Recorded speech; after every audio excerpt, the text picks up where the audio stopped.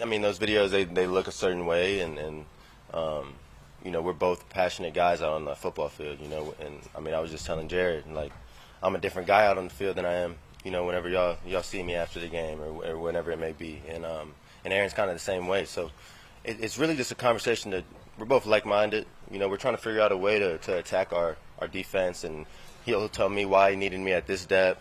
I'll play receiver, so I'm like, man, I was open here. That's just how I am, and with that, it may look how it looks on social. And honestly, I try not to worry about it too much because it's not real. When me and him are out there having those conversations and getting the way we are, we're getting better. We're getting better. We're gaining an understanding for each other and the way we go about things, the way we think and internal the game or interpret the game. So it's truly enlightening for me every time we have convos like that. And despite how it may look, and just because I am an emotional, passionate guy, so when we lose, and I might look a certain way, but in reality, all those conversations, those things are helping me, to be better for Aaron, because he can make your life real easy. So for me, it's my job to be on my details, and he's been on me about those details. So just making sure I'm checking in with him after drives, after plays, after we, I feel like I left something on the field because I want to fix it. Do you feel more comfortable this year having those conversations with Aaron than say last year? No, most definitely. I feel more comfortable just gaining understanding for each other, because it has been a year and a half now, that we've known each other. But as far as on-field reps, we don't have a year and a half worth of those. So we kind of got to make up some time there, and that's okay. We're willing to do what it takes to do that. But it's been great. I feel like we have a different connection this year than we had, kind of feeling each other out last year and how we go about things. And obviously we're very complimentary of each other last year. And now it's like, all right, but you're doing this not well, so let's fix that so that I can get you the ball even quicker, even more. And that's where we're at now. So it's a good spot. How do you make up for that lost time?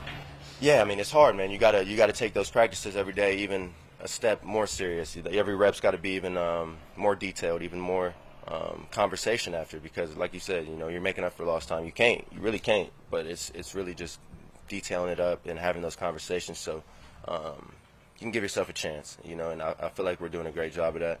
There's nothing we can do about that time we've lost, and we still had conversation. I don't want it to seem like it was lost time. I still gained a lot as far as understanding for him and just what it was going to be when he was out there, but it's different when you're out there playing, and luckily we have a good defense every day to go up against, one of the best. So I feel like the conversations we're having, man, are special, and not conversations you can have with everybody. It's truly not. But the way he sees the game, we can have them, and it's special. It's something I don't take for granted.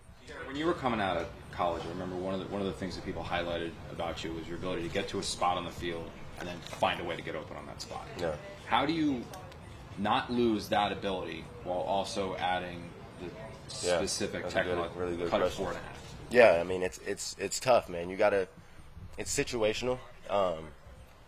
And my coach all the time, he's like, Garrett, this is the details. This is how we're going to drill it. I don't want you to lose what you bring to the table, right? And because, there's certain things all of us have are kind of our superpower, our thing that makes this the player we are and why we got here. So I don't want to completely lose it, and that feel is always going to take shape. It's going to take place. There's going to be a time in the game where the detailed route isn't going to be there. The one at 10 yards right on the numbers, all of a sudden they're covering the numbers, right? So then you make that adjustment to wrap it in there a little tighter or whatever it may be. But it's situational, I'll say, and I got to know that when we're out here at practice drilling and we got these young guys in the building, my details got to transcend everything else. It can't be the I don't want to say freestyling because that's not what it is, but just the feel of the game thing. It can't come out as much as it does on game day. When you're in week 10, it can't, just because of there's a progression to this thing, and I can't forget about that. So I got to stay focused on that. That's a really good question, and it's hard, man. It really is. But like I said, I just got to know when I can bring it out and when I got to be, detailed, and just when to do what. It's tough. When the offense has a rough day, like a couple of days ago, and Aaron's barking at guys, and he generally seems kind of pissed off, how does that resonate with the guys? Does the guys like uh-oh, he's pissed off, or like how do you, as a team, respond to when he gets like the next? I mean, he's vocalizing he's pissed off. I know when we're getting our ass beat, I'm pissed off. You know, I may not vocalize it that way to the guys, but I'm pissed off too. So it's kind of a mutual feeling. It's like I'm glad he said something, and it's not personal. I don't think anyone in this building takes it that way. It's like, all right, this is our leader right here. Obviously, he's not happy with what we're doing, so it can be a reminder for some of the guys. I think when you're out here in these hot practices and day 8, some guys go into survival mode and they forget about the detail and the fact of the matter that you got to win the drill, and they kind of just try and do their. I don't know. I don't want to say that, but I think y'all understand what I'm saying. You got to squash that and find a way to make it about the team again, and let's go win this damn drill, because it's going to translate on Sundays coming up here soon. And I think we all have, a better understanding of that now too, because it happened a little last year leading up to the season. So we got to see it. You got to feel the practices without it, once he was injured, and maybe how the practice didn't feel as, detailed because of that. People, it's people like that demand greatness in your details and your mindset, and you're watching film, and you could feel it when it's not there, when it's absent. So I think we all appreciate it. But we all know it's go time when that comes out, and honestly, we're feeling it too. It's just certain guys have the ability to verbalize it in that way. He's one of those. How much do you and Breece feed off each other? And especially, it seems like today in the red zone, you guys having success, whether it's you, then it comes back to Breece, goes back to you, that kind of thing. And how do you guys complement each other as well in terms of giving space? Because you have to count for each of you guys. No, I mean, those, running back and receiver, we're like best friends, because if that run game's working, it makes my life real easy, and kind of vice versa in my case. But truly, the run game and Breece will open up everything. So just finding ways for him to get involved, it's usually going to be him first. And when he starts eating, I know that, it's coming from me, right? Because they're going to have to start accounting for that. They're going to have to start putting someone in the box to try and tackle him, and it just opens up the whole game for the receivers. So I know how he is, and we always, chop it up in the huddle just after play to play, and, you got to make a play. Breece, we need you. You got to make this play right here, and that's just how we are. He's the ultimate competitor. He's the type of guy that expects to make every play. I'm the same way. So I think that, the dynamic we have is really cool, and we kind of do feed off each other a little bit just because of the communication we have and the way we can joke around with each other, but take shots at each other, but also know that, it ain't a joke if it ain't got some truth to it. So, like, if I say you ass, it was because you kind of are, and we take it personal.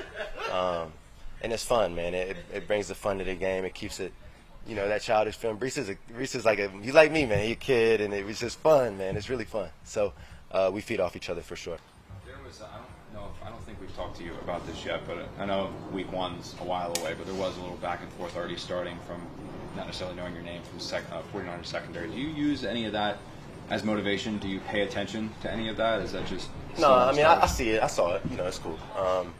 They're right, frankly. It's all good. I ain't done nothing yet, so, I'm excited to have the opportunity to do it on them, get it rolling, right? That's just how it is. And any opponent we play, that's the mindset. But, they have a scouting report, and they take their notes, and they're good at their job too. So, if that's their analysis of me as a player, of anyone as a player, they're fair. They're entitled to their opinion. But I'm excited, man. I'm really just excited to get the opportunity to prove the world what we can do here in New York, and, what I can do. Because I agree, I ain't done nothing. I got to go prove the world that I can be, who I think I am. So I'm excited, man. Say it again? Are you a whiteboard, like the cliche, put it on the... Nah, I'm not. Because, I don't know, if you got to get motivated like that, then, what about the week ain't no one said your name, right? So, no, I'm not. It's cool, though. I saw it. I'm not a whiteboard guy, but I got it in the mental whiteboard, right? You know what I'm saying? So it's cool. It's awesome. Right on. Been going great so far. Still making plays, taking care of my business, continuing to get stronger for my team so I can play this role, as best as I can. Guys in the weight room definitely helped me out, with a lot of things, so I continue to get stronger. My D-line will definitely be helping me out with a lot, too. So I was also saying, you said you got stronger. Just kind of, what was your process like getting ready for training camp this go around?